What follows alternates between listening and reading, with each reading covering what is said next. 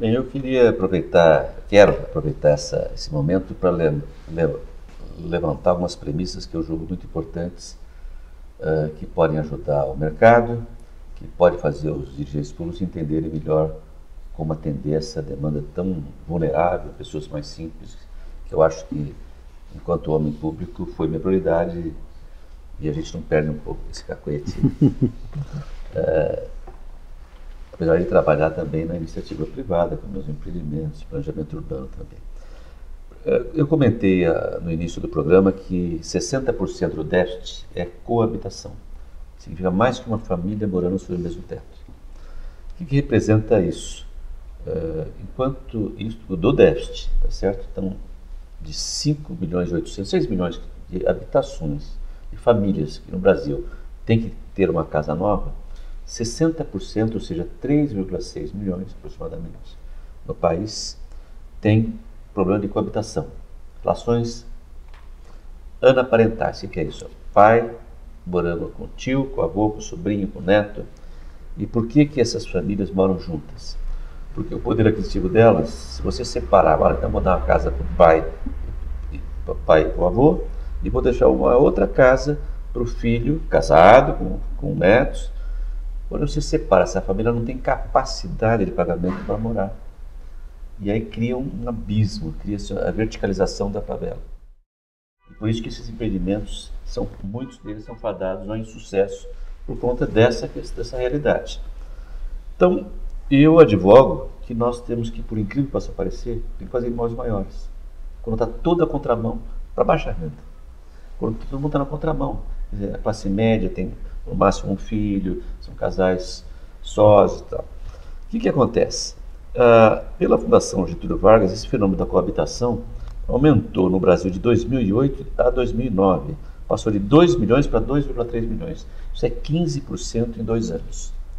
Então mostra, diferentemente das pessoas imaginarem que nós estamos vivendo num país que está melhorando o poder aquisitivo, na baixíssima renda, de 0 a 3 salários mínimos, nós não estamos tendo uma miserabilidade das pessoas.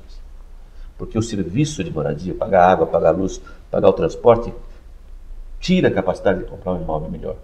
Então, se a gente fizer um terceiro dormitório, que é a minha tese, eu apliquei isso no Estado, 50% dos imóveis do Estado de São Paulo foram feitos com 3 dormitórios, para acomodar as situações. Isso na gestão que eu fui secretário e as coisas foram começadas assim.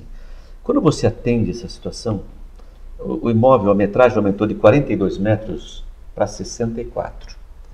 Aumentou quase 40 e poucos por cento, mas o custo efetivo aumentou 15%, porque se aumenta a área molhada, né? A área de cozinha, banheiro, etc. Né? Você já tem o elevador, então são custos fixos que não mudam o custo da casa. E com 15% você atendeu 2 famílias ou mais. Com esse aumento da área útil, dessa forma, você atende famílias mais numerosas, coisas que você não consegue atender nunca. E quando você não atende as famílias mais numerosas, tem um fenômeno que é muito sério, que chama-se vulnerabilidade e morbidade. Você imagina a morbidade. Nós estamos falando um pouco, fora aqui do programa, sobre a questão que voltou para o país a tuberculose. Né? E você tinha dito muito bem que isso voltou por causa do transporte público. As pessoas confinadas andando muito juntos. Pessoas de idade, morando com pessoas mais jovens, passa doença. Alguém gripa, passa outra. Então essa é a morbidade física.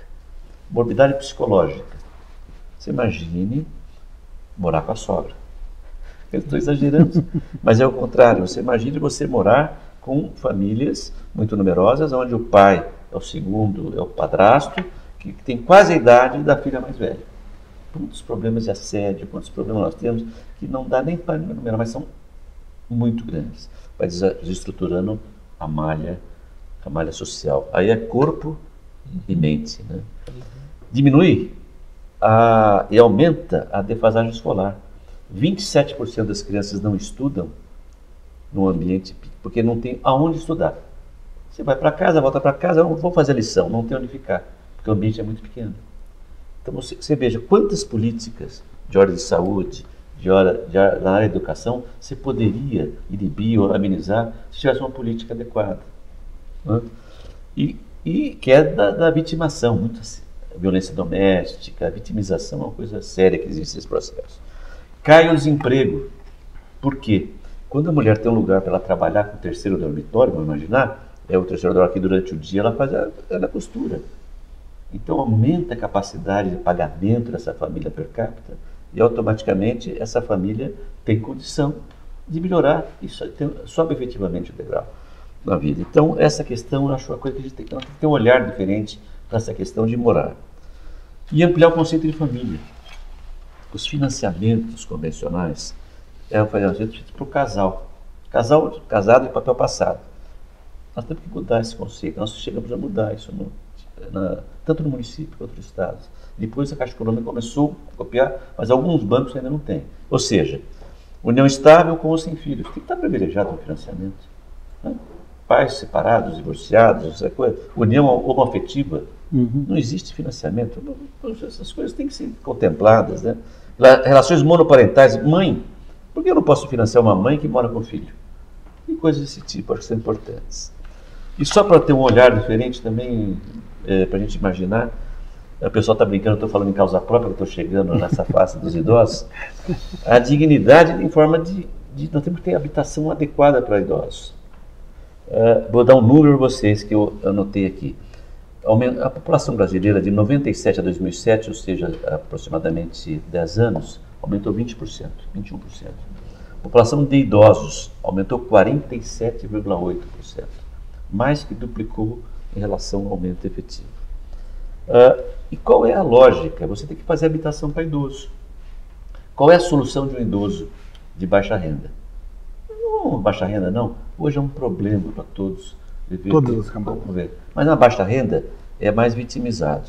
Na baixa renda, esse idoso só pode ir para o asilo. Então, para combater a política de asilamento, nós temos que fazer vilas verticais, horizontais, o que for, para atender essa população idosa, que senão nós vamos ter um problema seríssimo. Existem alguns programas muito bem feitos em Portugal, na Espanha, que é a reforma do imóvel, onde alguém pode alugar o seu... Se você alugar o seu imóvel, um quarto, para um idoso, alguma coisa assim, o governo subsidia 50% e reforma o seu apartamento.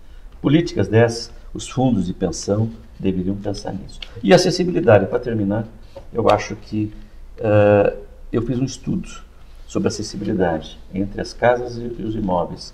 Né? E na acessibilidade para o deficiente físico, qual a diferença entre você fazer um interruptor a 1 metro, que é convencional, 90 metros, ou vou fazer ele a 60 centímetros, aonde o cadeirante pode acessar? Qual a diferença de custo no prédio popular, você fazer uma porta com 80 ou 90 centímetros? Que custo dá numa habitação? Se você ponderar, colocar no papel, não dá mais 6, 7%. Agora, quanto custará reformar um prédio a hora que você tem um problema de idoso? Como é que você vai subir uma escada? Como é que você vai fazer? Tem que deixar essas coisas pré-planejadas e esse é um custo que todos nós, sociedade, temos que pagar, de alguma forma.